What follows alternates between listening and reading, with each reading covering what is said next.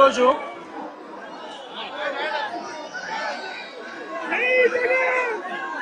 జంగల్ రాజ్ అనేది రాష్ట్రంలో ఈరోజు జంగల్ రాజ్ అనేది ఏ స్థాయిలో ఉంది అని అంటే ప్రజాస్వామ్యం ఎప్పుడో కూని అయిపోయి రాష్ట్రంలో ఉన్న పాలకులు ఈరోజు జంగల్ రాజ్ అంటే ఒక భయానక వాతావరణంతో రాష్ట్రాన్ని పరిపాలించే కార్యక్రమం ఈరోజు జరుగుతూ ఉంది. నేను అడుగుతా ఉన్నాను, ఈరోజు అంబటి రాంబాబు అన్న విషయంలో జరిగిన విషయమైతేనేమి, ఈ మధ్యకాలంలో జరిగిన జోగి రమేష్ ఇంటి మీద దాడి విషయమైతేనేమి, విడుదల రజనీ అమ్మ మీద అటాక్ చేసిన విషయమైతేనేమి, బోళ్ళ బ్రహ్మనాయుడు అన్న మీద అటాక్ చేసిన విషయమైతేనేమి, అన్నీ కూడా ఈ మధ్య కాలంలోనే జరిగిన ఈ కొన్ని ఘటనలు మాత్రమే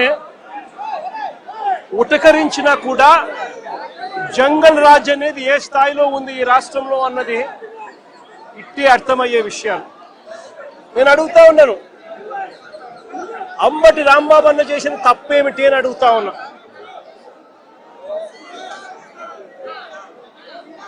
విడుదల రజనమ్మ చేసిన తప్పేమిటి అని అడుగుతా ఉన్నా. జోగి రమేష్ చేసిన తప్పేమిటి అని అడుగుతా ఉన్నా. కరుణాకర్ రెడ్డి తిరుపతి భూముల కరుణాకర్ రెడ్డి చేసిన తప్పేమిటి అని అడుగుతా ఉన్నా. కాకాని గోవర్ధన్ అన్న చేసిన తప్పేమిటి అని అడుగుతా ఉన్నా. బోళ్ళ బ్రహ్మనాయుడు అన్న చేసిన తప్పేమిటి అని అడుగుతా ఉన్నా. కేవలము చంద్రబాబు నాయుడు గారు అనే వ్యక్తి గత సంవత్సరంన్నర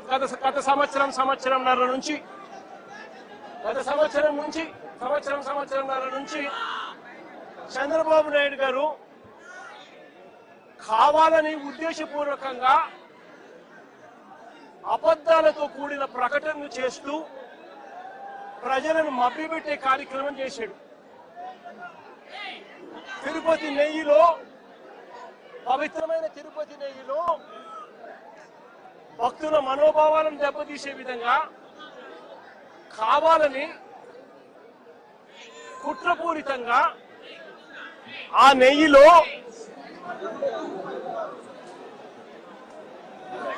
జంతువుల కొవ్వు ఉందని, గొడ్డు మాంసం కొవ్వు ఉందని, పంది కొవ్వు ఉందని,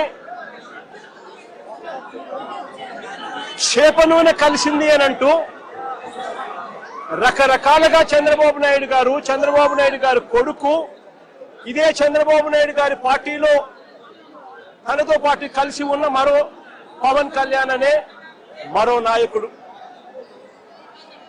ఉద్దేశపూర్వకంగా మన వెంకటేశ్వర స్వామి ప్రతిష్టను మనమే దెబ్బతీస్తున్నాము అని చెప్పి ఏమాత్రము కూడా కనీసము దేవుడంటే భయము లేకుండా, దేవుడంటే భక్తి లేకుండా రాజకీయాల కోసం దేవుడిని ఉపయోగించడం మొదలుపెట్టారు. వీళ్ళు చేసిన ఆరోపణలు ఏదైతే ఉన్నాయో ఆ ఆరోపణలన్నీ కూడా అవాస్తవము అని ఏకంగా NDDB national dairy development board, NDDB, NDRI national development research institute, ఈ రెండు కూడా కేంద్రానికి సంబంధించిన ల్యాబులు. కేంద్రానికి సంబంధించిన ఈ ల్యాబులు వీళ్ళ హయాంలో వీళ్ళు ఇచ్చిన టెస్ట్ శాంపుల్, అవి శాంపులింగ్ టెస్ట్ శాంపుల్ కూడా అనలైజ్ చేసి వాళ్ళు సిబిఐ ఆధ్వర్యంలో అనలైజ్ చేసి ఈ నెయ్యిలో జంతువుల కొవ్వు కానీ, గొడ్డు మాంసం కొవ్వులు కానీ, పంది కొవ్వు కానీ, చేప నూనె కానీ, ఇటువంటివి ఇంకొకటి కానీ ఇటువంటివి అవి ఏవి లేవు అని చెప్పి నిర్ధారణ చేసి సర్టిఫికెట్లు ఇస్తే, ఆ సర్టిఫికెట్లు సాక్షాత్తు సిబిఐ వాళ్ళ సిబిఐ ఛార్జ్ షీట్లో ఈ ఎన్డీడీబీ సర్టిఫికెట్, ఎన్డీఆర్ఐ సర్టిఫికెట్ రెండు కూడా పెట్టి సిబిఐ ఛార్జ్ షీట్ కూడా క్లోజర్ ఇచ్చింది. నేను అడుగుతా ఉన్నా, తప్పు ఒకవేళ చేసుంటే ఆ సిబిఐ ఛార్జ్ షీట్లో వైవి సుబ్బారెడ్డి గారి పేరు, కరుణాకర్ రెడ్డి గారి పేరు ఎందుకు చేర్చలేదు? ఒకవేళ తప్పు చేసినట్టు ఒక ఆధారాలుంటే, తప్పు నిజమే అయితే వీళ్ళని ఎందుకు అరెస్ట్ చేయలేదు? అంటే సిబిఐ క్లీన్ చిట్ ఇస్తా ఉంది, ఎటువంటి తప్పు జరగలేదు అని వీళ్ళ పేర్లు కూడా ఛార్జ్ షీట్లో పెట్టకుండా, వీళ్ళని అరెస్ట్ చేయకుండా సిబిఐ క్లీన్ చిట్ ఇస్తా ఉంది. ఎన్డీడీబీ ల్యాబు, ఎన్డీఆర్ఐ ల్యాబు, ఈ ల్యాబులు కూడా క్లీన్ చిట్లు ఇస్తా ఉన్నాయి. మరి ఇన్ని క్లీన్ చిట్లు ఇస్తా ఉన్న సందర్భాలలో అసలు ఈ సిబిఐ అనేది ఎందుకు వచ్చింది? వైవి సుబ్బారెడ్డి గారు సుప్రీంకోర్టుకు వెళ్ళి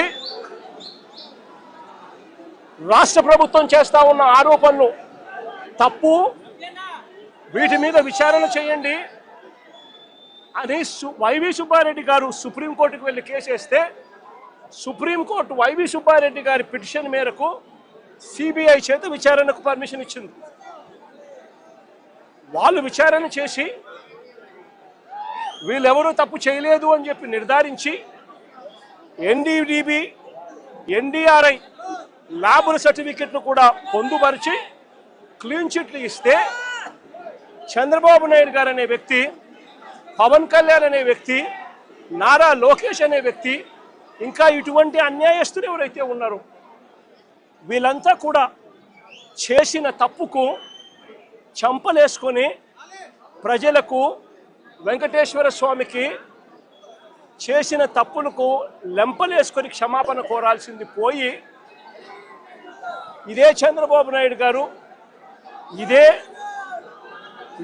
ఇదే లోకేష్ అనే చంద్రబాబు నాయుడు గారి కొడుకు, ఇదే పవన్ కళ్యాణ్ అనే ఇంకొక వ్యక్తి, వీళ్ళంతా కూడా కూడబలుపుకొని మళ్ళీ అదే అబద్ధాలను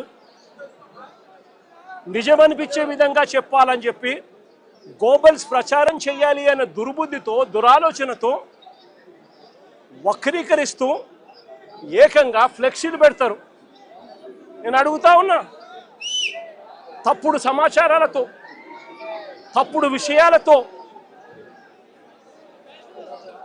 కుల మతాలను రెచ్చగొట్టే విధంగా అబద్ధాలతో ఫ్లెక్సీలు పెట్టే అధికారం ప్రజాస్వామ్యంలో ఎవరికైనా ఉందా అని అడుగుతా ఉన్నా. ఇదే మాదిరిగా మేము కూడా ఫ్లెక్సీలు పెడితే మీరు ఒప్పుకుంటారా అని అడుగుతా ఉన్నా ఇదే చంద్రబాబు నాయుడు గారిని. సూపర్ 6, సూపర్ 7 ఎన్నికలప్పుడు మోసం చేశావు, బాండ్లు ఇచ్చావు, సూపర్ 6, సూపర్ 7 అని చెప్పి ఎన్నికలప్పుడు చెప్పావు, ఎన్నికలు అయిపోయాక మోసం చేశావని చెప్పి ఫ్లెక్సీలు పెడితే ఒప్పుకుంటావా చంద్రబాబు అని అడుగుతా ఉన్నా. అబద్ధాలు చెప్తూ, వక్రీకరిస్తూ, అన్యాయాలు చేస్తా ఉన్న ఈ వ్యక్తి మీద ఇలాంటివే ఇంకా ఎన్నైనా చేస్తూ ఫ్లెక్సీలు పెడితే ఒప్పుకుంటారా అని అడుగుతా ఉన్నాను.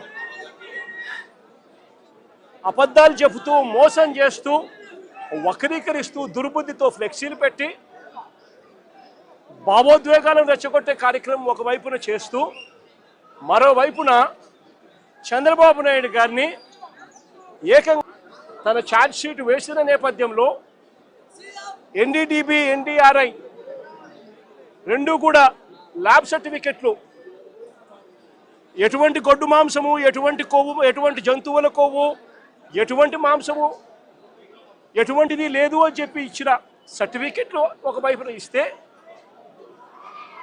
ఇదే పెద్ద మనిషి చంద్రబాబు నాయుడు గారికి క్షమాపణ చెప్పాల్సింది పోయి చంద్రబాబు నాయుడు గారిని ఎవరైనా ప్రశ్నిస్తే ఎందుకయ్యా ఈ అబద్ధాలు చెప్పావు, ఎందుకయ్యా ఇలా అన్యాయం చేశావు, ఎందుకయ్యా ఇలా వెంకటేశ్వర స్వామి ప్రసాదాన్ని ఆ ప్రతిష్టను ఎందుకయ్యా దెబ్బతీశావు అని చంద్రబాబు నాయుడు గారిని ఎవరైనా గట్టిగా నిలదీస్తే, గట్టిగా ప్రశ్నిస్తే ఆయన చేసింది ఏమిటి?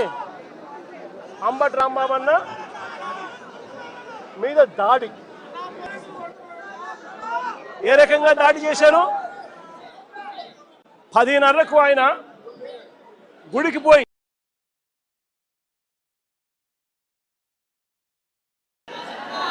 గుడిలో పొద్దున్నే చంద్రబాబు నాయుడు గారికి జ్ఞానోదయం రావాలి అని చెప్పి పూజ చేసి గుడిలో నుంచి ఆయన బయటకు వస్తూ ఉంటే గుడి నుంచి మళ్ళీ ఆయన ఇంటికి వచ్చే మార్గంలో గుడి నుంచి ఇంటికి వచ్చే మార్గంలో ఏకంగా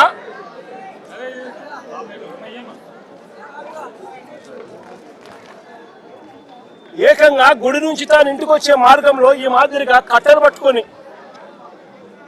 పోలీసులను పెట్టుకొని పోలీసుల సమక్షంలో ఈ మాదిరిగా అడ్డగించాలని చెప్పి రాంబాబుని అడ్డగించాలని చెప్పి ఈ మాదిరిగా నడి రోడ్డు మీద పోలీసుల సమక్షంలో పోలీసులను పక్కన పెట్టుకొని కర్రలు ఇలా పట్టుకొని కర్రలతో తెలుగుదేశం పార్టీ వాళ్ళు కారు అడ్డగిస్తే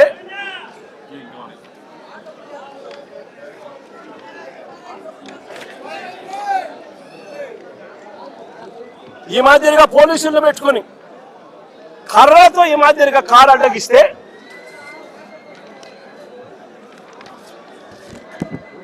కారులో ఉన్న రాంబాబన్నను కారు అడ్డగిచ్చి కారును బాదుతూ పోలీసుల సమక్షంలోనే అనకూడని మాటలంటూ తనను బూతులు తిడుతూ తన కారు మీద దాడి చేస్తే రాంబాబన్న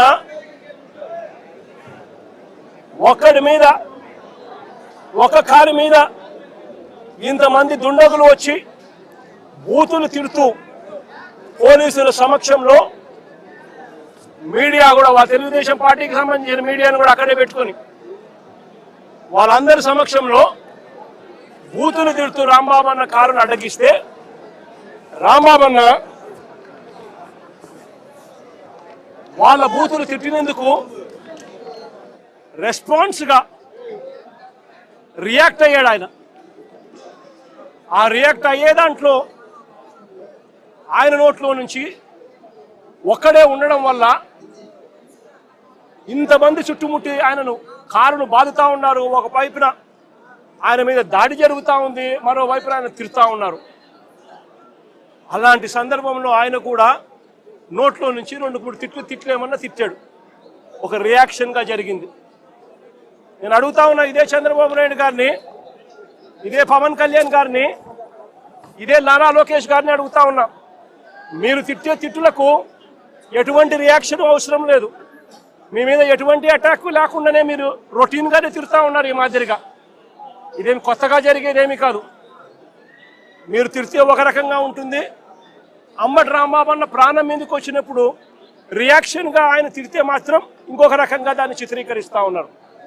అయినప్పటికీ కూడా రాంబాబన్న ఇంటికి వచ్చి 10:30కు అది జరిగితే 10:30, 11:30 గంట 10:30 ప్రాంతంలో అది జరిగితే ఆయన ఇంటికి వచ్చి 12 గంటలకు 1 గంటకు ఆ ప్రాంతంలో ఇంట్లో తాను ప్రెస్ మీట్ కూడా పెట్టి జరిగిన విషయమంతా కూడా వివరించి, ఆయన పెద్ద మనిషి కాబట్టి, సంస్కారం ఉన్న వ్యక్తి కాబట్టి ఆయన నేను తిట్టకుండా ఉండాల్సింది అని కూడా చింతిస్తూ చెప్పాడు.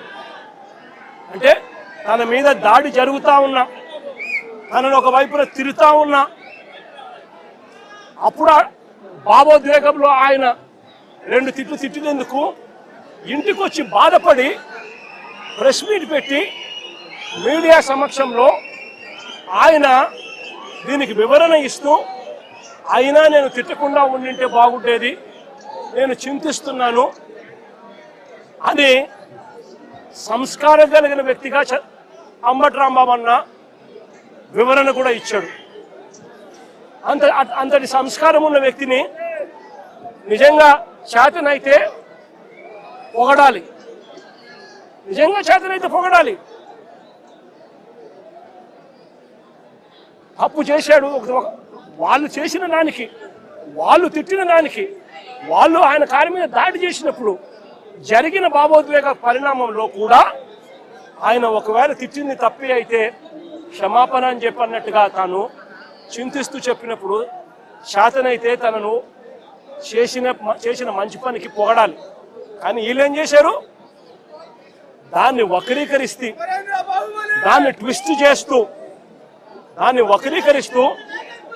ట్విస్ట్ చేస్తూ, ఏకంగా అంబటి రాంబాబును హత్య చేయడానికి,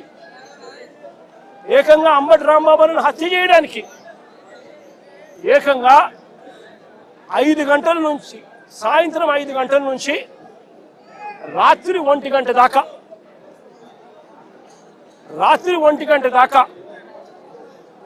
సాయంత్రం 5 గంటల నుంచి రాత్రి 1 గంట దాకా సాక్షాత్తు ఈవిడ ఎమ్మెల్యే గల్లా మాధవి ఇక్కడ మనుషులను వేసుకొని వచ్చి ఈవిడ ఆధ్వర్యంలోనే రాంబాబు అన్న ఇంట్లో దాడి, 5 కార్ల ధ్వంసం, అద్దాలు ఇంట్లో ఇరిగిపోయినాయి, సామాన్లు ఇంట్లో ఇరిగిపోయినాయి, పక్కనున్న ఆఫీసులో మొత్తం అన్ని పగలగొట్టేసినారు. ఇంట్లో ఆడవాళ్ళు ఉన్నారు, ఆడవాళ్ళ ప్రాణాలకు నష్టం జరిగే విధంగా తిడుతూ